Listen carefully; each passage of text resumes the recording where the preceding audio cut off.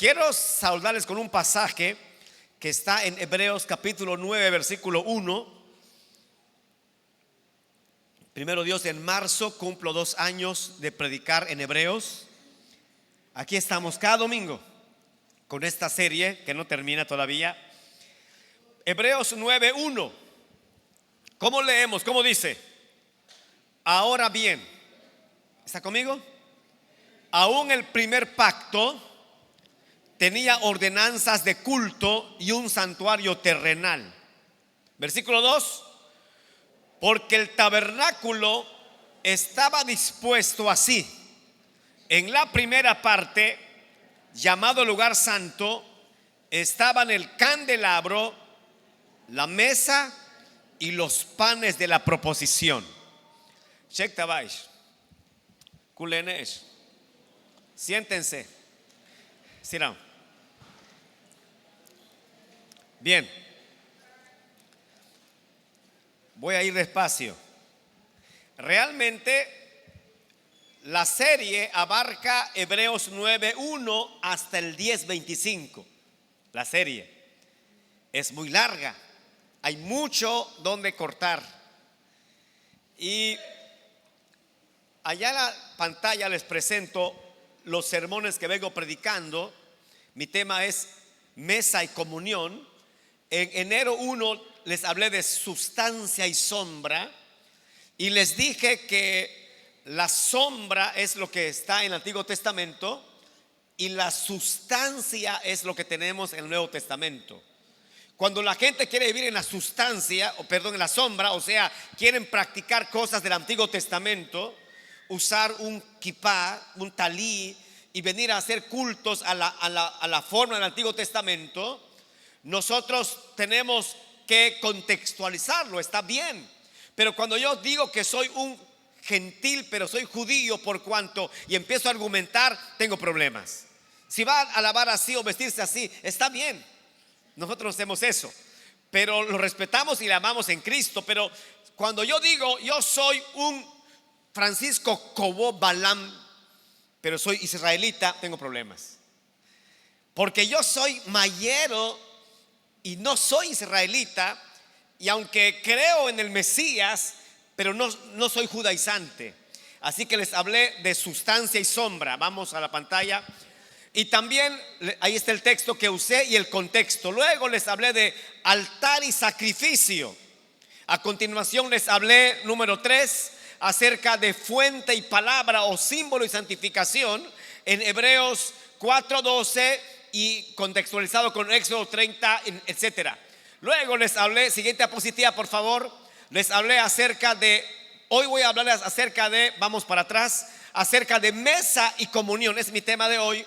Y como ustedes notan en la pantalla, déjame la imagen ahí, como ustedes notan, el texto es Hebreos 9:1 al 2, pero el contexto que voy a usar hoy es Éxodo 25, 23 al 30 y 40, 22 al 23. Entonces, antes de leer el contexto de ese pasaje de hoy, quiero recordarles que Dios, cuando ordenó que se haga el tabernáculo, dio un orden de adentro hacia afuera. Y este es el orden. Aquí aparece. Primero, dice el texto en Éxodo 37:1, hizo también Bezaleel el arca. Habla primero del arca. ¿Dónde está el arca? En el lugar santísimo. Está saliendo Dios en su orden de adentro hacia afuera. Después dice el 37:10, hizo también la mesa. Sale al lugar santo. Siguiente diapositiva. También dice que hizo el candelero en el 37:17 de Éxodo. Luego hizo también el arca del incienso, 37:25. Luego el altar del holocausto. Si ustedes notan, ya está saliendo hacia la puerta, hacia al altar del holocausto. Y también hizo la fuente de bronce. Y por último dice que hizo el atrio. Entonces Dios está yendo del lugar santísimo, pasa al lugar santo, y del lugar santo pasa al atrio. Es el orden en que Dios lo presenta, porque Dios trabaja de adentro hacia afuera. Dios no trabaja de afuera hacia adentro. A veces viene la persona al culto y le decimos, lo voy a decir con mucho aprecio: quítate esos tatuajes que traes, deja de embriagarte, no vistas así, no hables así. Pero si no es cristiano, nosotros queremos cambiar a la gente. Esperemos que el Espíritu Santo trabaje de adentro, y después que la gente trabaja, Dios trabaja por dentro con la gente, en el discipulado y en la obra del Espíritu, la gente va a ir cambiando de adentro hacia afuera. Sí tiene que haber un cambio hacia afuera, pero el cambio tiene que empezar desde adentro. Así trabaja Dios. Pero nosotros, para los fines de nuestro estudio y predicación, exponemos siempre de afuera hacia adentro, porque no podemos entrar adentro si no pasamos por todo el procedimiento del Señor, que les presento en la siguiente diapositiva. Primero tenemos que pasar al altar de bronce.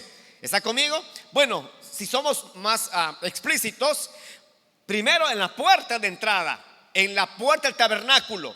De la puerta del tabernáculo vamos a pasar nosotros al atrio, y en el atrio vamos a encontrar altar de bronce y fuente de bronce. O sea, les dije que el altar es sacrificio, la muerte de Cristo. Estamos entrando poco a poco en el tabernáculo. Entonces les hablé del altar. ¿Qué habla del altar? El sacrificio de Cristo. Todo el que quiera ir al lugar santísimo tiene que pasar primero por el altar, salvación, y luego por la fuente de bronce, santificación. Y hoy quiero hablarles, ya vamos a entrar hoy en el lugar santo, y en el lugar santo vamos a encontrar el candelabro y la mesa de los panes de la proposición. Hoy quiero hablarles de esos dos elementos. Quiero hablarles de la mesa de los panes de la proposición. Entonces, primero soy salvo, luego soy santo, y luego tengo comunión, porque la mesa habla de comunión. Voy a darles algunos ejemplos. Por favor, en esta ocasión voy a darles algunos ejemplos, pero antes quiero leer con ustedes Éxodo 25, 23 hasta el 30. Voy a leer todo el texto.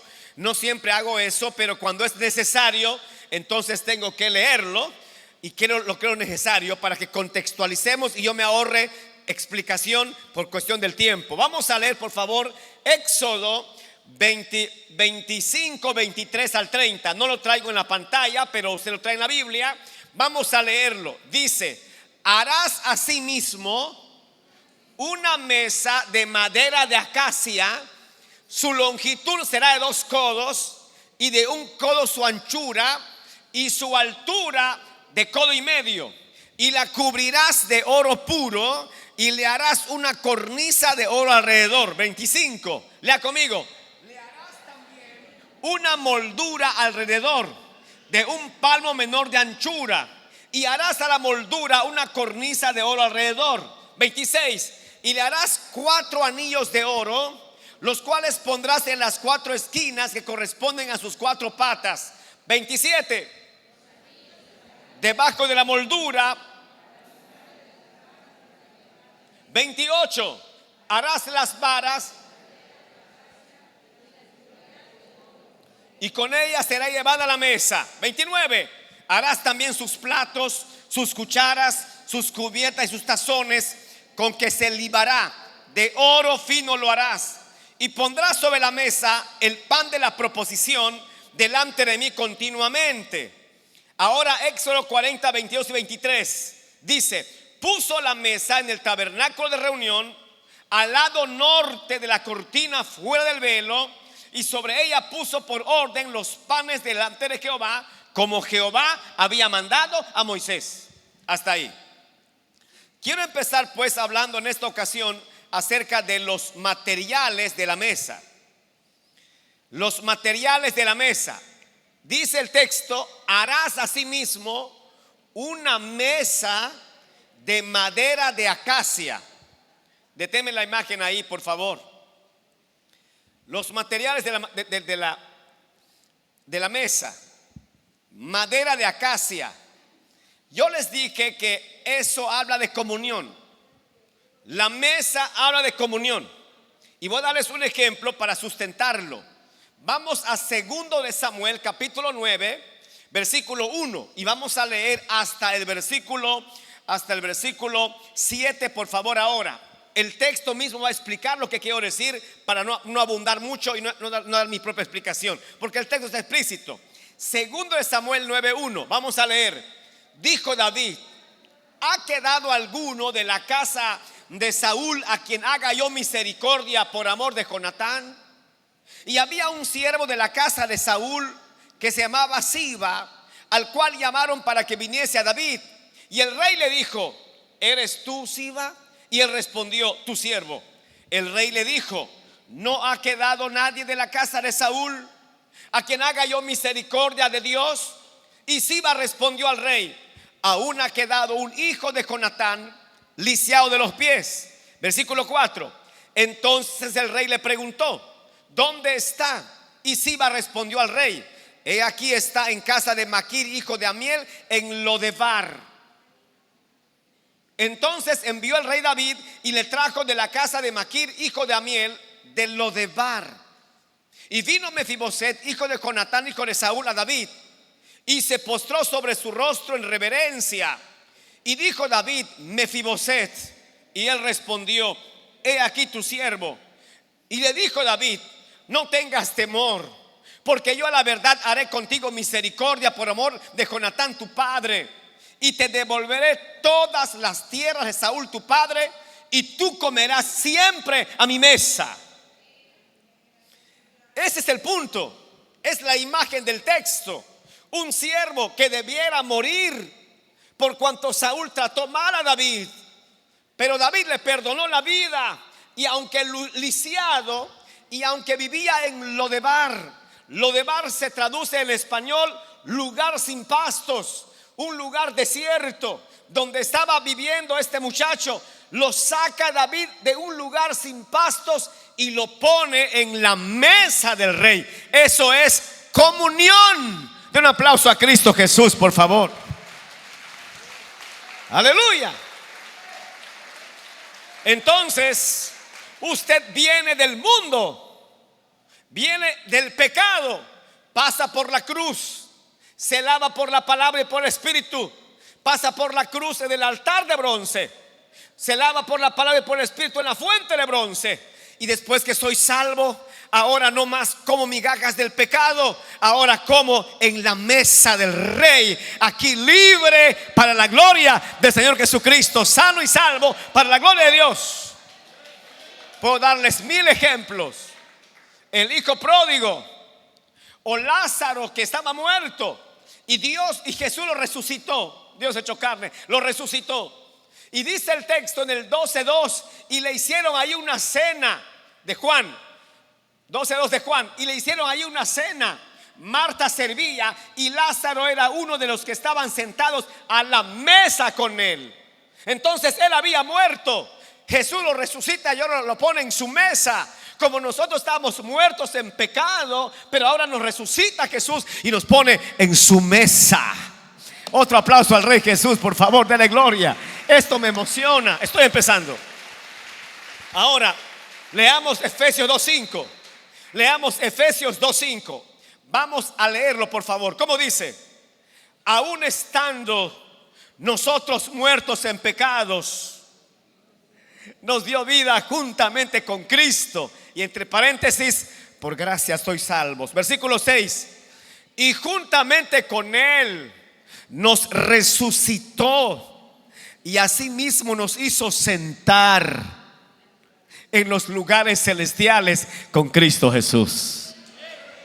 Aleluya, aleluya, aleluya. De modo que si alguno está en Cristo, nueva criatura es. Las cosas viejas pasaron en Cristo, todas son hechas nuevas. Ahora disfrutamos de la mesa del Rey. Y cuando yo veo lo que Dios ha hecho con nosotros, me emociono. Ex drogadictos, ex alcohólicos y muchos ex que tenemos en la congregación y en todas las congregaciones del mundo, ahora somos nuevos en Cristo y participamos de la mesa del Rey. Aleluya. harás asimismo, diapositiva 9, harás asimismo una mesa de madera de acacia, dice el texto. Así que la mesa es comunión. En la mesa, en el propiciatorio, en el arca, le dice Dios a Moisés: haz un arca y ahí hablaré contigo. Y el arca estaba sobre la mesa, en el lugar santísimo. Dios se declara en el arca. Ahora en esta mesa, que es la mesa del pan de la proposición, Dios tiene comunión con el creyente. Y la mesa de madera de acacia, es importante subrayarlo. La acacia es una madera que en el contexto de Israel en el desierto es una madera incorruptible. Como decimos aquí en Campeche, esta madera machiche, tenemos una madera así. Es muy difícil, es muy dura, que hasta los clavos se doblan en ocasiones cuando uno les... La acacia es una madera que es incorruptible, es muy difícil que le entre comején, por ejemplo. Es madera de acacia. La madera habla de la humanidad. La humanidad es madera. Entonces, cuando habla de acacia, que es incorruptible, está hablando de Cristo, la humanidad de Cristo. Acuérdese, en Hebreos dice que Jesús, que en el Antiguo Testamento es la sombra, pero Jesús es la sustancia. Nosotros no vivimos de la sombra. La sombra es la madera de acacia. La humanidad de Cristo habla de madera de acacia incorruptible. Eso habla de que Jesús era hombre, se cansó, tuvo sed, se durmió en la barca. Era tan humano como usted y como yo, pero sin pecado. Porque Hebreos 4:15 dice: porque no tenemos un sumo sacerdote que no pueda compadecerse de nuestras debilidades, sino uno que fue tentado en todo según nuestra semejanza, pero sin pecado. Hebreos 4:15. Entonces Jesús es totalmente humano y hasta hoy sigue siendo humano. Aleluya.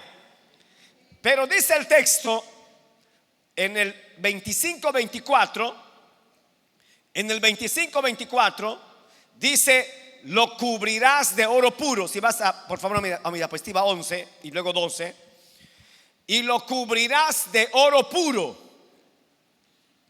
Ahí está. Para atrás. Ahí. Y lo cubrirás de oro puro. Ahora hacia adelante.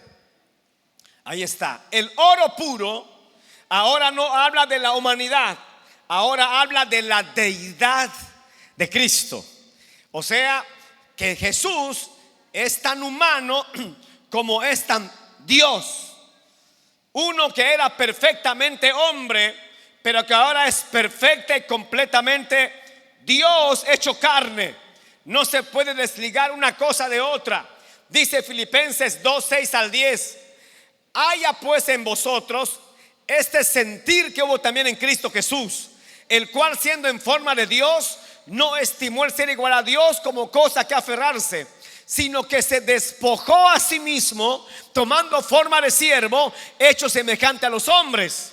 Y estando en la condición de hombre, se humilló a sí mismo, haciéndose obediente hasta la muerte, y muerte de cruz. Entonces Él no dejó de ser Dios, se despojó de su gloria, se hizo hombre, pero no dejó de ser Dios. Es 100% Dios y 100% hombre. A los demonios les cuesta creer que Jesucristo es hombre. Los demonios no aceptan que Jesucristo vino en carne. Cierran sus oídos, no lo digas. Pero al ser humano le cuesta creer que Jesucristo es Dios. No sé qué es más difícil, si lo que hacen los demonios o lo que hace el ser humano. Pero es difícil. ¿Cómo voy a creer en un hombre muy bondadoso, por cierto, pero hombre al fin? No, Señor, Él es tanto Dios como hombre. Y Hebreos 1 nos va a explicar eso. Dice el escritor de Hebreos, vamos a Hebreos 1 por favor ahora. Vamos a Hebreos 1 en la Biblia. Vamos a Hebreos 1. Vamos a leer por favor en esta ocasión. Dios, habiendo hablado muchas veces y de muchas maneras en otro tiempo a los padres por los profetas, en estos posteros días nos ha hablado ¿por quién? Por el Hijo, a quien constituyó, número 1, ¿qué dice? Heredero de todo. Número 2, por quien asimismo hizo el universo. Número 3, el cual siendo el resplandor de su gloria. Número 4, la imagen misma de su sustancia. Número 5, quien sustenta todas las cosas con la palabra de su poder. Número 6, habiendo efectuado la purificación de nuestros pecados. Y número 7, se sentó a la diestra de la majestad en las alturas, hecho un tanto superior a los ángeles. Él es hombre, pero es Dios, que perdona pecados, que sostiene este planeta y que está ante nosotros. Yo estoy con vosotros, dijo él, todos los días hasta el fin del mundo. Jesús está aquí. Dele gloria a su nombre. Aleluya. Bendito sea Dios para siempre. Ahora, siguiente punto. Les he hablado acerca de los materiales de la mesa: acacia, madera de acacia y oro puro.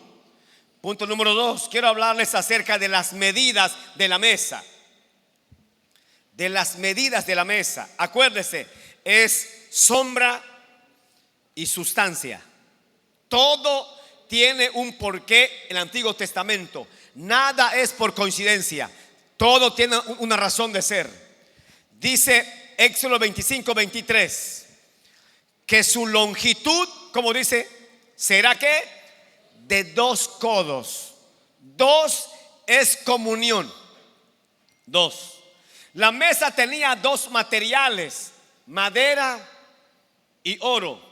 Tenía también 2 cornisas. Los panes que tenía la mesa tenía 2 hileras, 6 y 6. Cada pan tenía 2 décimas de flor de harina. Así que el número 2 está asociado a esta mesa, porque el 2 está asociado a la comunión.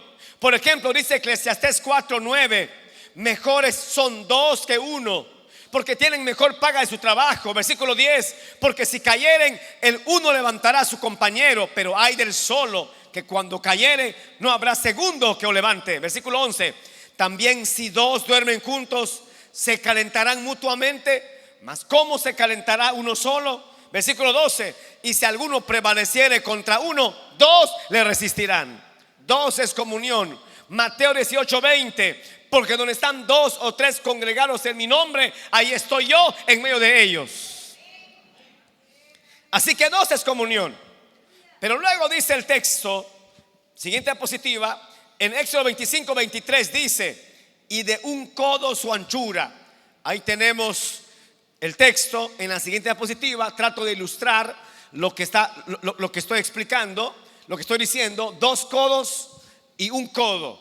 Entonces, 1 codo, 2 codos y 1 codo. 1 codo es normal, habría que ver la estatura, etcétera, pero normal tiene 45 centímetros. Así que tenía 90 centímetros así y 45 centímetros así. Esa mesa no está muy grande. Tiene 45 centímetros de anchura, tiene 2 metros de largo y un codo de anchura. El codo habla de unidad. La comunión que existe entre 2 hace una unidad, porque delante de Dios un hombre y una mujer casados ya no son 2, sino son una sola carne. En ese sentido habla de unidad. Somos muchos, pero somos un solo cuerpo en Cristo, porque tenemos comunión los unos con los otros. ¿Está conmigo? Los otros muebles tienen número 1 de unidad. Por ejemplo, el candelero tenía 1 talento de peso. La mesa tenía un codo de anchura. El altar de incienso era de 1 codo de ancho por 1 codo de largo. Y cuando uno piensa en el número 1, uno puede pensar en la singularidad de Cristo. Uno solo. no hay más Dios que uno, porque hay un solo mediador entre Dios y los hombres, Jesucristo hombre. Porque no hay otro nombre bajo el cielo dado a los hombres en que podamos ser salvos. El único nombre es Jesucristo. Yo soy el camino, la verdad y la vida, dijo él, y nadie viene al Padre si no es por mí, dice el Señor. Uno solo, aplauda a él, a ese uno. Jesús es su nombre, él está aquí. Aleluya. Así que dice, y su altura de codo y medio. Así que tenemos 90 centímetros aquí, 45 aquí, y tenemos del suelo para acá 45 más la mitad de 45 más 22.5, ¿verdad? Entonces eso es lo que tenía esta mesa, su altura de codo y medio. La rejilla del altar del sacrificio, que es el primer elemento cuando uno entra al lugar, al tabernáculo, al atrio. Cuando uno entra va a ver el altar, y a medio altar, en cuanto a altura, había una rejilla, y esa rejilla tenía codo y medio. El arca del pacto dentro del lugar santísimo tiene codo y medio de altura. Ahora la mesa que nos ocupa, que es la mesa del pan de la proposición, tiene codo y medio de altura. Eso nos habla de la relación que existe entre estas dos cosas. No hay comunión si no hay altar. No hay comunión si no hay presencia de Dios. El altar me lleva como pecador hacia él, y la comunión viene de la santidad de Dios hacia mí. Un codo y medio. Dele gloria a Cristo Jesús. Su gracia está con nosotros. Voy a terminar mi sermón. Les hablé del punto 1 acerca de los materiales de la mesa: madera de acacia y oro puro.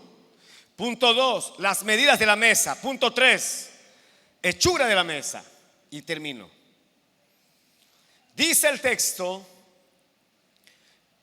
y le harás una cornisa de oro alrededor.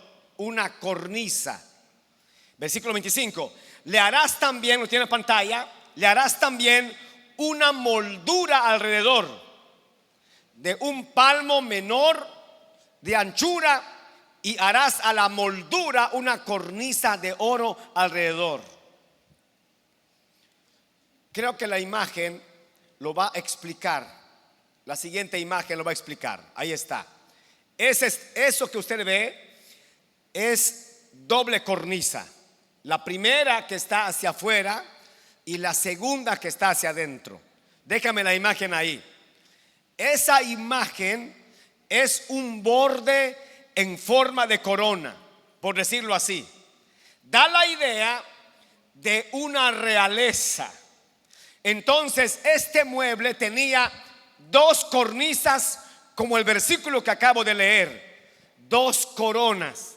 Y esto nos va a llevar a Hebreos 2:9. En la siguiente diapositiva viene implícito el texto de lo que quiero decir. Ahí está muy chiquito, pero Hebreos 2:9 dice: pero vemos a aquel que fue hecho un poco menor que los ángeles. Y Hebreos nos lo interpreta: ¿quién fue hecho un poco menor que los ángeles? A Jesús. ¿Y qué dice ahí? Coronado de primera cornisa de ¿qué? De gloria. Segunda cornisa, coronado de ¿qué? De honra. Hebreos 2:9 junta esos dos conceptos de las dos cornisas cuando dice, lo voy a leer otra vez: pero vemos a aquel que fue hecho un poco menor que los ángeles, a Jesús, coronado de gloria y de honra a causa del padecimiento de la muerte. Pero dice este escritor que Jesús fue hecho un poco menor que los ángeles. Entonces, ¿dónde sacó ese concepto? Lo sacó del Salmo 8:4. Vamos a leer por favor el Salmo 8:4 en la pantalla, y vamos a notar qué está diciendo realmente aquí el escritor. Quien interpreta el texto es el mismo autor. El autor de los Salmos escribió y el autor de los Hebreos dio la interpretación. Y la interpretación que da es que Hebreos capítulo que acabo de leer, capítulo 2, nos lleva al Salmo 8. Leamos en la pantalla, por favor. Versículo 4. Digo, ¿qué es el hombre para que tengas de él memoria? Y el hijo del hombre para que lo visites. Versículo 5. ¿Cómo dice? Le has hecho poco menor que los ángeles. Ahora, yo cuando leo ese salmo, ¿en qué estoy pensando? Estoy pensando en mí como hombre. Pienso que se refiere a mí. Pero cuando lo contextualizo con Hebreos y lo interpreto a la óptica, en la óptica de Hebreos dice que ese pasaje se aplica no solamente al hombre, sino se aplica a Jesús. Así dice Hebreos. Entonces, si se aplica a Jesús, ¿qué dice? Otra vez, versículo 5. Le has hecho poco menor que los ángeles. ¿Qué dice? Y lo coronaste ¿de qué? Primera cornisa, primera corona de gloria. ¿Y de qué más? Y de honra. Versículo 6. Le hiciste señorear sobre las obras de tus manos, todo lo pusiste debajo de sus pies. Y da una lista de cosas: ovejas y bueyes, todo ello. Asimismo, las bestias del campo, la tierra. Versículo 8. Las aves de los cielos. ¿Y qué más? Y los peces del mar, todo cuanto pasa por los senderos del mar. Así que lo que Adán perdió en el huerto, Jesús lo recuperó otra vez. Él tiene autoridad sobre el cielo, sobre la tierra y sobre el mar, y es coronado de toda gloria y toda honra. Ahora, quiero que leamos Filipenses. Vamos a Filipenses capítulo 2. Hace rato dije versículo 6 en adelante, pero vamos por favor a Filipenses 2:8 para desprendernos de ahí. Y vamos a ver cómo Dios coronó de gloria y de honra a Jesús. Vamos a la pantalla. Filipenses dice: y estando en la condición de hombre, lea conmigo, se humilló a sí mismo, haciéndose obediente. ¿Hasta cuándo? ¿Hasta dónde? Hasta la muerte. ¿Y qué más? Y muerte de cruz. Versículo 9. Por lo cual, lea conmigo, por lo cual Dios también le exaltó. ¿Hasta cuándo? ¿Hasta cuánto? Hasta lo sumo. Y le dio un nombre que es sobre todo nombre, para que en el nombre de Jesús se doble toda rodilla de los que están en los cielos y en la tierra y debajo de la tierra, y toda lengua confiese que Jesucristo es el Señor. Aleluya. Él es el Señor. Él es el Señor. Con doble corona venció al diablo, venció a la muerte, venció en la cruz, venció al pecado, y ahora está sentado a la diestra del Padre, de la majestad en las alturas. Todopoderoso es Él. Dele gloria, su gracia preciosa está con nosotros. Ay, Señor Jesús, dele gloria al Rey de gracia. Su gracia preciosa está con nosotros siempre. Aleluya.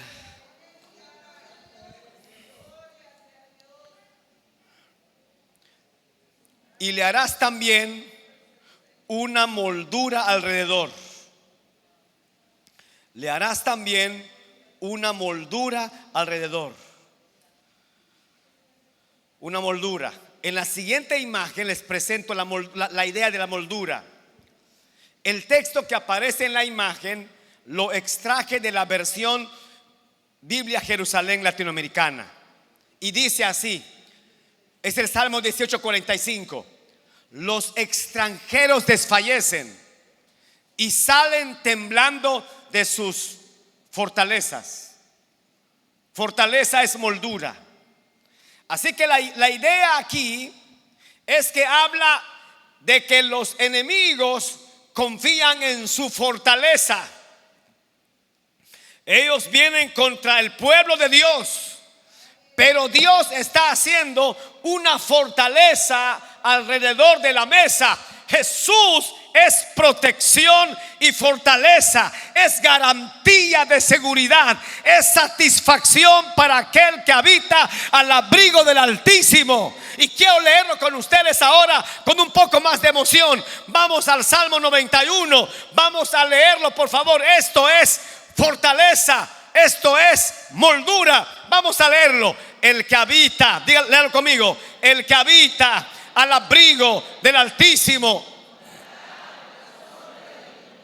Diré yo a Jehová, esperanza mía y castillo mío, mi Dios en quien confiaré. Luego dice, que librará del lazo el cazador, de la peste destructora. Con sus plumas te cubrirá y debajo de sus alas estarás seguro. Escudo y adarga es su verdad. No temerás al terror nocturno, ni saeta que vuele de día, ni pestilencia que anda en la oscuridad, ni mortandad que en medio del día destruya. Caerán a tu lado 1000 y 10,000 a tu diestra, mas a ti no llegará.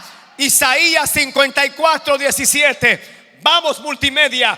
Isaías 54:17. Me emociona esto. Jesús es maravilloso, Jesús es glorioso, Él es poderoso. Lea conmigo, por favor, ahora. Ninguna arma forjada contra ti prosperará, y condenarás toda lengua que se levante contra ti en juicio. Lea conmigo.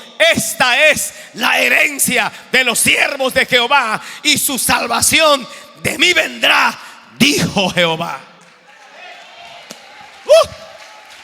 ¡Aleluya!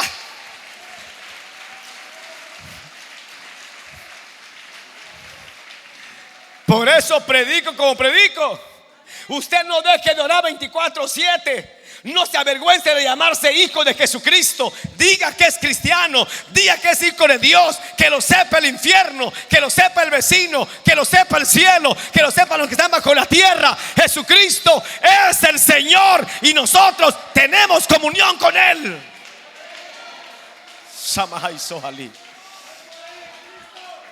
Aleluya. No tenga temor.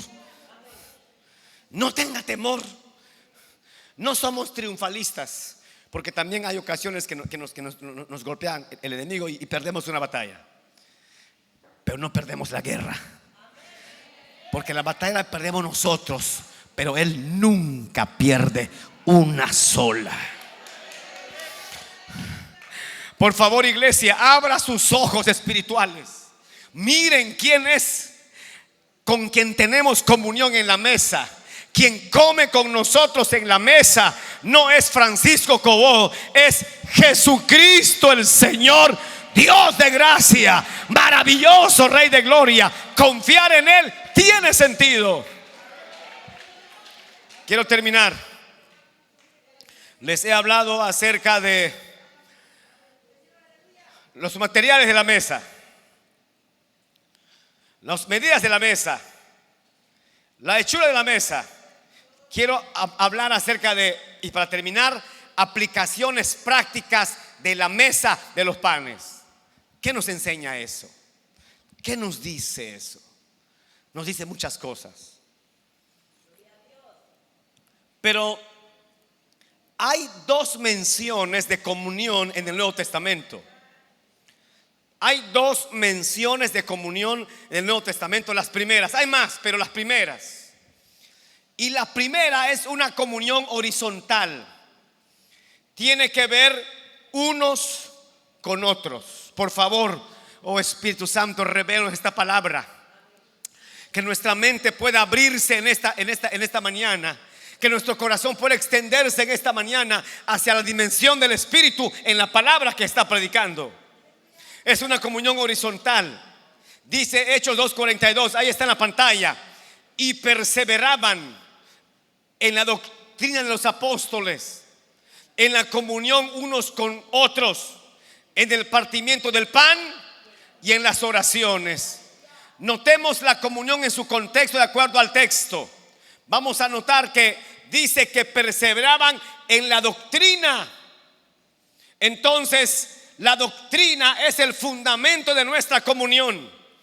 Nosotros no vamos a creer cualquier cosa. ¿Por qué se dividen las iglesias? Porque de pronto viene uno y dice: me parece que así como predica el pastor no está bien. Hagamos nuestra propia doctrina, nuestra propia iglesia. Saquemos a un grupo y vayámonos para allá. Si usted hace eso, rompe la comunión. Pero no solo rompe la comunión, altera la doctrina, la unidad del cuerpo de Cristo en la doctrina. Porque es verdad que habemos muchos cristianos. Los cristianos que usan velo, mantillas. Los cristianos las cristianas que no usan velo, como en el caso de aquí, que las hermanas no usan velo, porque creemos que en lugar de velo es dado el cabello. Eso dice Corintios 11. Pero también los hermanos que danzan y los hermanos que no danzan. Y tanto aquellos son nuestros hermanos como nosotros somos hermanos de ellos. No critiques si aquellos hermanos hacen lo que hacen. Dios los juzgará a todos un día. Ámelos si son de Cristo. Y aun cuando no fueren, pero hablo de la iglesia. Ámelos si son de Cristo. Son nuestros hermanos en la fe. Hay cristianos, la vez pasada fui a predicar a una iglesia, lo digo con mucho aprecio, y me dijeron: aquí es pecado usar prendas. Yo me quité el anillo de boda, lo guardé y prediqué. Cayó la gloria de Dios. Después del culto terminó, me lo volví a poner. No me afectó en nada. Busco comunión con mis hermanos. No despelleje al hermano. Si falla, ubíquelo. No hable detrás de él. Búsquelo en amor y dígale: yo sé de ti esto, hermano, en mi corazón. Eso me dicen, pero no quiero ir a las ramas, voy a la raíz. Dígame qué pasó, hermano. Le abre su corazón, pero no le abre su corazón para gloria al Señor. Ya me sé una más. No, Dios reprenda al diablo y a sus demonios. Me lo confiesa él para ayudarlo y restaurarlo y levantarlo y ayudarnos unos a otros. El único ejército cuyos soldados se matan a sí mismos es la iglesia. Y la iglesia no está para despellejar. La iglesia no está para pisotear. Está para levantar, para restaurar, para bendecir. Eso es comunión. Y perseveraban en la comunión. Yo entiendo que hay que disciplinar el pecado. Yo entiendo que hay que corregir la falta. Pero juntamente con la corrección está el amor. Como decimos, hay que sentarlo y abrir la herida y meterle alcohol que queme. ¿Por qué pecó? Que le duela. Pero después, no te vayas, hermano, todavía tengo aceitito para ti. Sana la herida, lo levanto otra vez, lo restauro otra vez, lo bendigo otra vez, lo levanto otra vez en la mesa de la comunión. Un aplauso a Cristo Jesús. Y si alguien ha ofendido a su hermano o ha hablado mal de su hermano, arrepiéntase y corríjase. Esta comunión es en el contexto de la doctrina. No cualquier doctrina, la de los apóstoles. Y perseveraban en la doctrina de los apóstoles. Y después, escúchenlo bien, si yo pusiera 3 elementos, esto es doctrina, esto es comunión. Pero si leemos el texto, dice: perseveraban en la doctrina de los apóstoles, en la comunión, queda en medio. Y aquí está: y en el partimiento del pan y en las oraciones. Quiero que noten esto. ¿Dónde queda la comunión? En medio. Si yo tengo una buena comunión con Cristo, porque oro mucho, porque ayuno demasiado, porque de la iglesia hasta parece que soy más que los líderes, porque del templo no salgo. Tengo comunión con Cristo, pero no tengo comunión con mis hermanos. Yo soy un siervo de Dios, aplaudido predicador, honorable creyente, pero llego a mi casa, hasta el perro sale huyendo. Porque llegó el Señor de la casa. Los niños se guardan bajo la cama. La esposa dice: hermana, llámeme, invíteme a algo. ¿Por qué? Porque no quiero estar en mi casa. Quiero tener el pretexto de decirle a mi esposo que me invitaron a salir. Hermana, invíteme a salir. No quiero estar en mi casa porque llegó mi esposo. Y dice la hermana, la señora inconversa: ¿no acaso su esposo es cristiano? ¿Qué va a decir la señora? Y luego dice: ¿no acaso es el líder de la iglesia? Y luego dice: ¿no acaso es el que me está predicando de Jesucristo? Buena comunión con Cristo, pero mala comunión con su prójimo. Eso no funciona. Eso no funciona. La comunión está en medio. Debe estar fundamentado en la doctrina y debe estar fundamentado con la presencia de Jesús. Pero la inversa: yo conozco mucho la doctrina, conozco mucho la palabra, pero con todo y que conozco la palabra, mi comunión con Jesucristo es insuficiente. Veámoslo de los dos ángulos. La comunión está en medio, la doctrina en la derecha, la comunión con Cristo y mis hermanos en la izquierda. Perdón, con mis hermanos en la izquierda. Con Cristo, la comunión con Cristo en la izquierda. Necesito crecer horizontalmente, pero necesito crecer, verticalmente, mis hermanos. Y también necesito crecer horizontalmente. Porque el segundo aspecto de la comunión está en la pantalla, en la diapositiva. Es nuestra comunión con el Hijo. Walenesh. Pónganse de pie, stand up.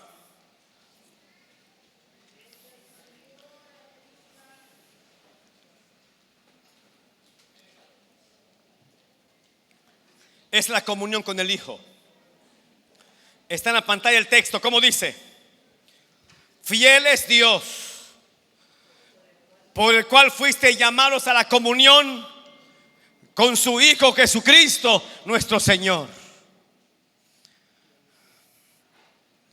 ¿Está conmigo? Entonces, debo cultivar la comunión con mi hermano y debo cultivar la comunión con Jesucristo en la mesa de los panes de la proposición. Ahora quiero que noten esto. Voy a terminar leyendo Apocalipsis. Bueno, voy casi a terminar. Apocalipsis 3:20. Lea conmigo, por favor, ahora en la pantalla. Vamos a Apocalipsis 3:20. Por favor, lea conmigo. ¿Cómo dice? He aquí. Escúcheme bien. Ese texto se ha usado para campañas evangelísticas, para predicarle al inconverso. Está bien, aunque no está en su contexto. Ese texto, si usted lo lee en su contexto, dice: escribe al ángel de la iglesia. O sea, Jesús está hablando ahí, no al inconverso, está hablando a la iglesia. Y dice: escribe al ángel de la iglesia. Y después que viene toda la narración, Jesús cierra y dice: he aquí, vamos a la pantalla, he aquí, yo estoy a la puerta y llamo. ¿A quién llama? ¿A quién llama?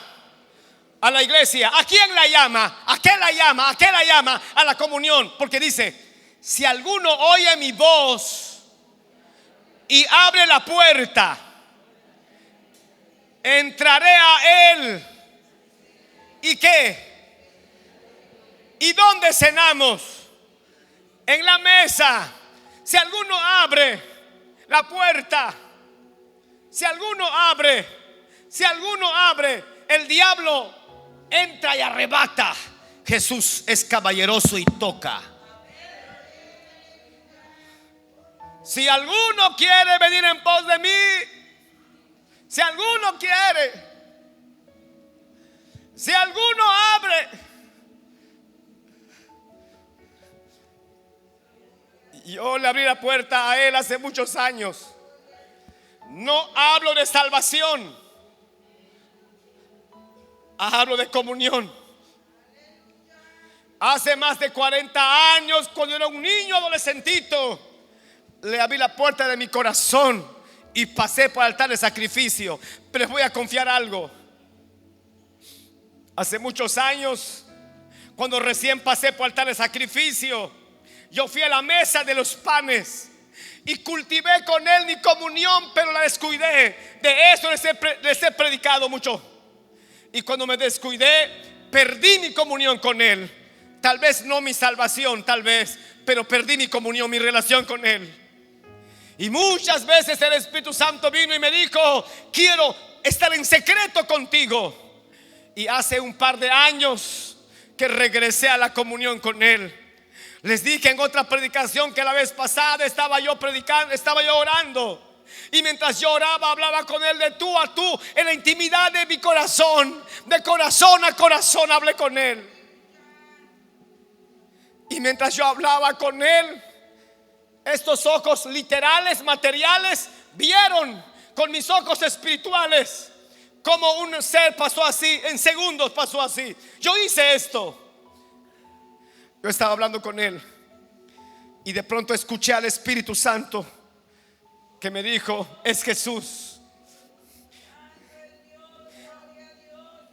Y mi piel quedó así enchinadita como 15 días. Yo sé lo que es estar en comunión con él. No sé cómo muchos cristianos, o sí lo sé, pero es un decir, que no sé cómo muchos cristianos pueden estar aquí con él y hablarle a él y decirle que te amo, Jesús, y se pueden levantar y hablar mal de medio mundo. No lo sé, no se puede. Yo no puedo estar en comunión con él y romper mi comunión sana con mis hermanos, porque si su amor está en mí, yo quisiera sacarlo de mí, dárselo a todos y no hablar de nadie ni pensar mal de nadie. Necesitamos regresar a la comunión con él. Muchos oran, pero no tienen comunión. Comunión es comer en la mesa con Jesús. Es abrir el corazón, de corazón a corazón, no una vez, sino es un modo de vida, es siempre. Y comunión no solamente es que yo me siento y como en la mesa con él. Comunión es que hay alguien que está sentado conmigo y él está comiendo conmigo. Aquí está la mesa, yo estoy sentado aquí y me toca a mí hablar y expongo, y luego viene Jesús del otro lado y él me expone y me dice: yo también pienso, hijo mío, yo también siento esto, siervo mío, yo también tengo para ti esto, pueblo mío. Oh, Samaha y Soha y Ramahamaha y Ramakim. Regresa a ese nivel de comunión. Regresa a ese nivel de comunión, de relación con Jesús. Y yo quisiera pedir a alguien hoy que es cristiano, que es creyente, que es hijo de Dios y que ha descuidado su comunión. No le pregunté si ora, pregunté si tiene comunión con el Señor. Que regrese a su nivel de comunión y que sea una intimidad con Jesús, una relación con él. Y hay algunos que hoy necesitan reconciliarse con él y venir a la mesa de Jesús otra vez. ¿Se acuerda usted cuando oraba a las 5 de la mañana? Cuando oraba a las 3, cuando no le importaba nada ni nadie, sino solo Cristo Jesús y nadie más. ¿Se acuerda? ¿Se acuerda cuando usted dijo: familia, el que se quedó, les amo mucho, pero yo voy a la iglesia? Iba primero y arrastraba a los demás. ¿Se acuerda cuando usted dijo: pecador, voy por ti mañana, espérame, mañana te veo? Y usted puntual estaba ahí. Pero hoy el tiempo ha pasado, ya no hay evangelización, no hay evangelismo, no hay oración, no hay comunión. Se rompió eso. Regresa a tu primer amor. Vuelve a esa comunión con Jesús. Y yo hablo a alguien hoy que de verdad quiera regresar en este altar. Hablo a cristianos, a hijos de Dios, a creyentes salvos que regresen a una comunión con Él. Por favor, en esta tarde, aquí estoy esperando. Venga. Venga. Pero quiero cerrar la predicación ahora mientras vienen. Quiero cerrar la predicación mientras vienen. Estás aquí, Jesús. Estás aquí. Estás aquí. Hablo solamente a cristianos ahora. Venid, venid, venid, venid. Venid, postrémonos y arrodillémonos delante de Dios nuestro Hacedor, porque Él es Dios y no hay más. Regrese a ese nivel de comunión. Espero hoy a decenas de creyentes bajar de su lugar a este lugar, al altar de Dios. Regresen por favor a Jesús hoy. Hablo a puro cristiano primero, a los salvos.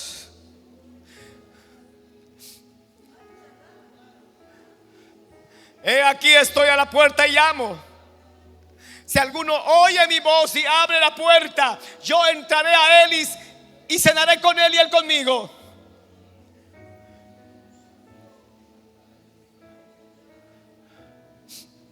Sigan viniendo por favor. Siento a Jesús aquí. Siento a Jesús aquí. Jesús, diles que eres tú, que no soy yo. El que invita a venir a tus pies. Diles que eres tú, que no soy yo.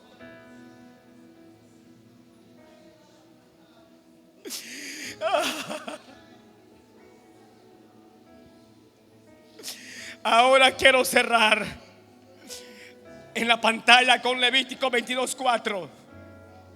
Sigan viniendo. Si se amontonaron ahí, dejen fluir. Corran, caminen. No cierren los pasillos, por favor. Corran, fluya. Pero ahora quiero cerrar esta predicación con Levítico 22:4 y 10.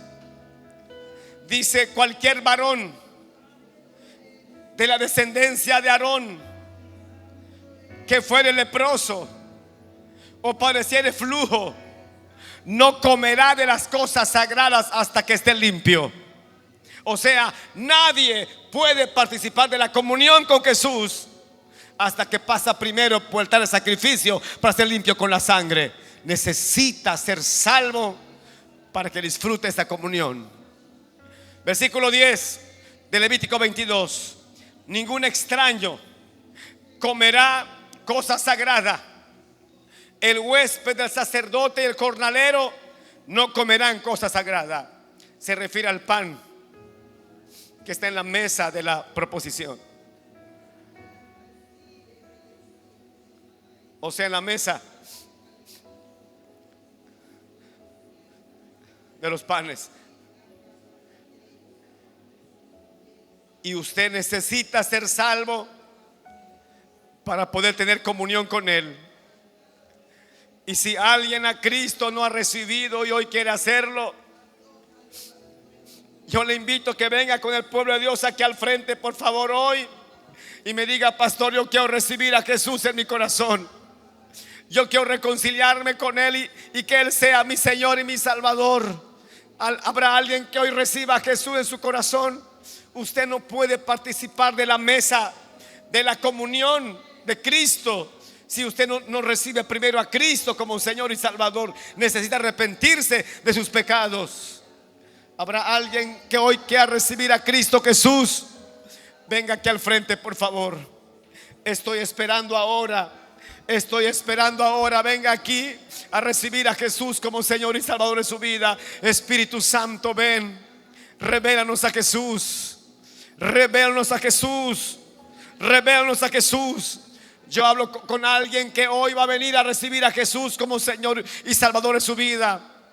Cuento uno y estoy esperando. Alguien que hoy se reconcilie con Dios, o sea, reciba a Cristo en su corazón. Cuento dos y estoy esperando aquí al frente, por favor, ahora. Voy a hacer la oración del pecador que yo le llamo, y voy a hacer la oración con el pueblo de Dios hoy. Cuento dos, estoy esperando. Si hay un alma que hoy se rinde a Jesús, un alma que hoy reciba a Cristo en su corazón, si hubiere, estoy esperando ahora. Si no, voy a cerrar el llamado hoy.